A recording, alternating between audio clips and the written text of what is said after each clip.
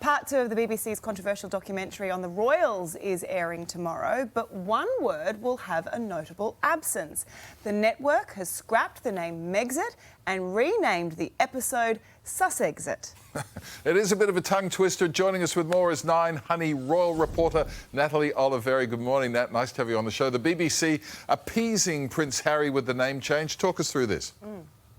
Good morning, Richard and Belinda. Yes, it is a bit of a tongue twister going from Megxit to Sussexit. Now, this is because of a request from Prince Harry himself. Now, Harry has recently argued that the very popular term Megxit is actually sexist and misogynistic. Now, Harry claims it was created by an online troll to put Meghan at the centre of their departure as senior working royals, effectively blaming Meghan for Harry and Meghan's departure from the royal family. Now, Harry's very unhappy about this wide use of the term Megxit, and the BBC has responded by changing the name of its second episode of its highly controversial Princes and the Press documentary. As you said, part 2 will go to air later in the UK. Now, this second and final episode is set to deal with many allegations, including Harry and William briefing against each other, which has been denied multiple times by the palace.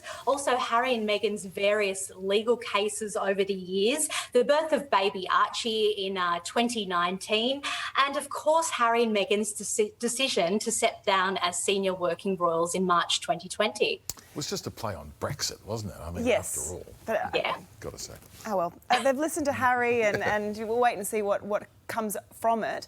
Also this morning, a new book is claiming to reveal the senior royal who asked about Archie's skin colour. So who was it, Nat? Yeah, well, according to this book by Christopher Anderson, it was actually Prince Charles. However, Anderson claims Prince Charles never intended the comments to be racist. Now, according to the author, Charles was speaking with Camilla in November 2017, around the time that Harry and Meghan announced their engagement. Now, according to the author, Charles was speaking with Camilla and said to her, "I wonder what the children will look like," to which Camilla replied, "Absolutely gorgeous, I am certain." Now, Anderson claims that it was an innocent comment made by Prince Charles about the possibility of his future grandchildren, and then it was twisted by the so-called old men in grey suits working at the palace, and then by the time it reached Harry and Meghan's ears, it had become something much more serious, and it sounded much more racist than it was ever intended. Now, as you may remember, Harry and Meghan spoke with Oprah in March 2021, and they claimed that an unnamed member of the royal family had expressed concerns about the colour of their son's skin. Now, a spokesperson for Prince Charles has strongly denied these comments, saying this is fiction and it is not worth any further comment. And was supposedly said to his wife over the breakfast table. I mean, how does anyone know what the husband said? We know that Prince Charles and Harry didn't talk for quite some time. Yeah. Anyway, meantime, Prince Charles due to arrive in Barbados shortly. What's going on? Oh, well, we know what's going on there. Tell us about it. Yeah, so Prince Charles will attend the handover ceremony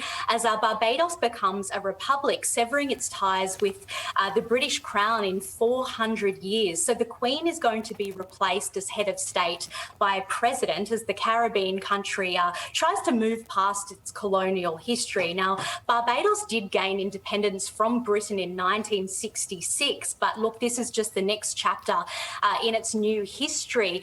And look, it's been 30 years since another country decided to dump the Queen as head of state. That was Mauritius back in 1992. But like Mauritius, Barbados will still remain a member of the Commonwealth. Good to know that Charles is going over there for the celebrations, though. We've all been a little worried about the Queen, I think, Nat, but she has announced that she is feeling better after her recent health scare. Yeah, she certainly is. She's told friends and family that she's feeling much better after having sprained her back recently, and she will be hosting the traditional Christmas at Sandringham at her Norfolk estate, which is really exciting. Look, it will be her first Christmas there since the death of Prince Philip in April. Last year, you may recall, the royals weren't allowed to be together for Christmas. Instead, the Queen and Prince Philip had to celebrate alone at Windsor Castle because of coronavirus restrictions. But it it looks like they all will be together again this year at Sandringham. The Queen is expected to arrive there around December 17. She usually takes the train to King's Lynn, but it looks like she may be flown by helicopter instead. That is yet to be confirmed by the palace. But look, members of the royal family will be there: Charles, Camilla, Prince William and Kate and the children, and Princess Eugenie, Princess Beatrice, and they all should be able to attend church on Christmas Day, meeting members of the public who wait hours in the cold to see the royals. And look, the Queen has only missed that church service twice in her reign, so it's really hoped she will be there this year. She's a trooper, isn't she? She sure is. Nice to have them all together for Thanks, Christmas. OK, Nat, thanks so much. We'll talk to you later. Thank you.